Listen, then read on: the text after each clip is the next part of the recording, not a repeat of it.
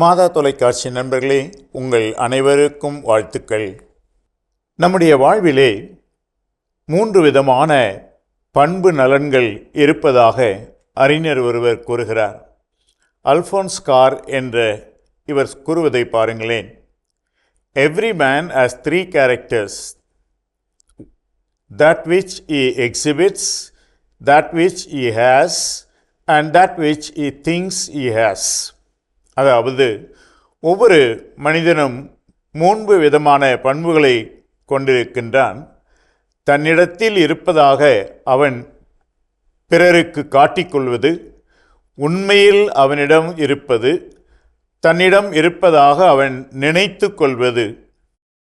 நண்பர்களே, மேலிருந்த வழியாக பார்த்தால் 3ம் ஒன்று போலத்தான் தோன்றுகின்றது.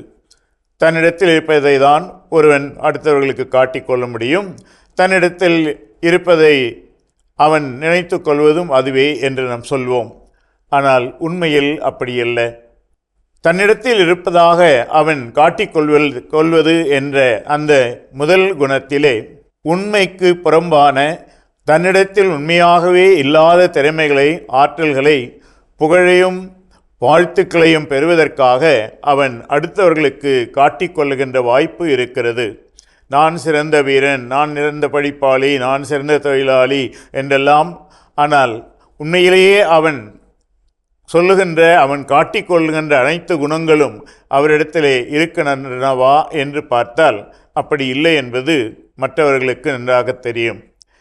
3வது, தன்னிடத்தில் இருப்பதாக அவன் நினைத்து கொள்வது. வெளியே காட்டவில்லை என்று சொன்னாலும் எனக்கு நிறைய ஆற்றல் உண்டு, எனக்கு நிறைய இசைத்திறமை உண்டு, எனக்கு நிறைய பேச்சுத்திறமை உண்டு என்று அவன் நினைத்து கொள்வது. இந்த 2மே தவறானது. இடையிலே இருக்கின்ற இந்த 2வது பாருங்கள், உண்மையில் அவனிடம் இருப்பது. மற்றவர்களிடத்தில் காட்டிக்கொள்வதும் தவறு, இருப்பதாக நினைத்து கொள்வதும் தவறு.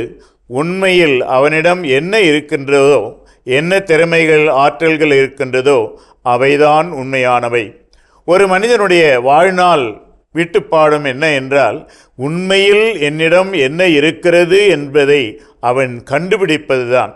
அவன் இந்த திறமை எனக்கு இருக்கிறது என்று நினைத்து கொள்வதிலே அதனால் அந்த திறமை அவனுக்கு வந்து விடுவதில்லை.